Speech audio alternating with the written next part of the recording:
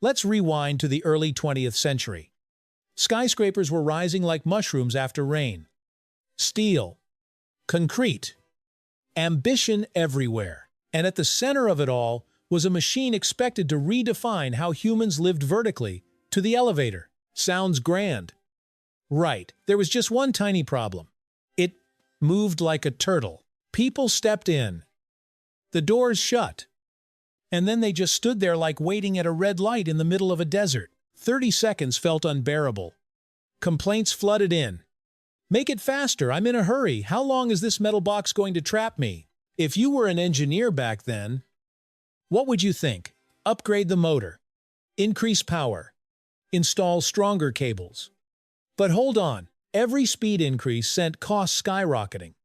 A stronger motor meant more complex structural support, higher safety risks. Buildings needed reinforcement. In other words, shaving off a few seconds of waiting meant burning through mountains of money, and investors hated that idea. So someone pulled a dramatic pivot. If you can't fix the machine, fix the passengers. Sounds like a joke. But here's where the story gets interesting. Instead of consulting mechanical engineers, designers started asking behavioral experts, was speed really the problem, or was it the feeling of speed? A 20-second ride is still 20 seconds, but if it feels like 60 to the person inside, is the issue with the clock or the brain? Then someone proposed an idea so ordinary it almost sounded ridiculous. Install mirrors inside elevators. No new motors. No advanced steel cables. No mechanical upgrades at all. Just a few cheap reflective panels. And something remarkable happened. Complaints faded. Angry muttering disappeared. People stepped inside, saw their reflections, fixed their hair, adjusted their ties, glanced at the strangers next to them. 20 seconds passed and suddenly nobody had enough time left to be annoyed. Mechanically, nothing became faster, not even by a fraction of a second. But the experience transformed completely. Isn't that ironic? Millions spent on cutting-edge technology couldn't silence frustration. Yet a $5 mirror did. The real problem wasn't steel or gears. It was human attention. Picture a split screen.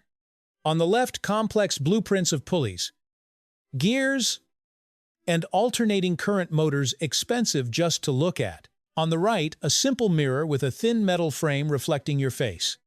A red X slashes across the engineering diagram. A green checkmark appears beside the mirror, with a cheerful ding like an elevator arriving at your floor. The elevator didn't get faster.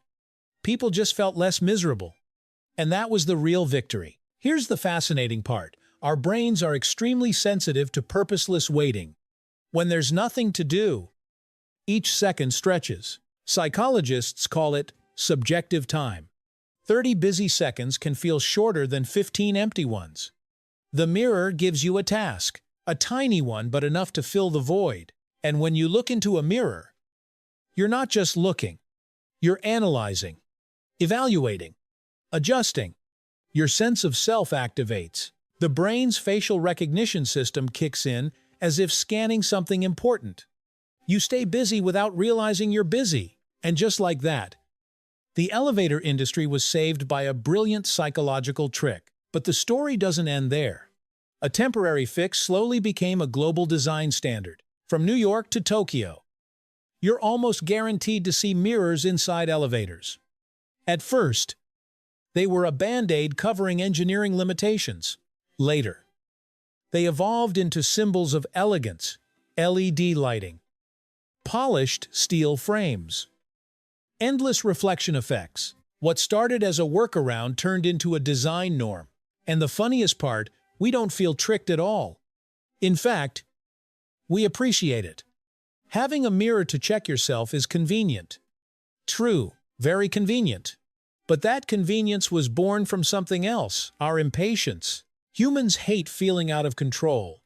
Being sealed inside a moving box, without knowing exactly when it will stop, creates tension. The mirror gives you a tiny sense of control back. Maybe you can't control the elevator, but you can control your hair. Solving a physical problem with psychology might sound lazy. In reality, it's incredibly clever. Instead of making the machine faster, They made you feel like it was faster. And perception, in many cases, matters just as much as reality. Next time you step into an elevator and catch yourself unconsciously checking your reflection, remember that you're participating in a century-old design legacy. A historical trick that quietly became a mark of modern civilization. And if that feels slightly suspicious, welcome. You've just realized that many things around us aren't designed to change the physical world, but to change how we experience it. Maybe next time, we'll talk about other clever illusions that silently shaped modern cities. But first, try stepping into an elevator without looking at the mirror. If you can last more than 10 seconds, I genuinely respect you.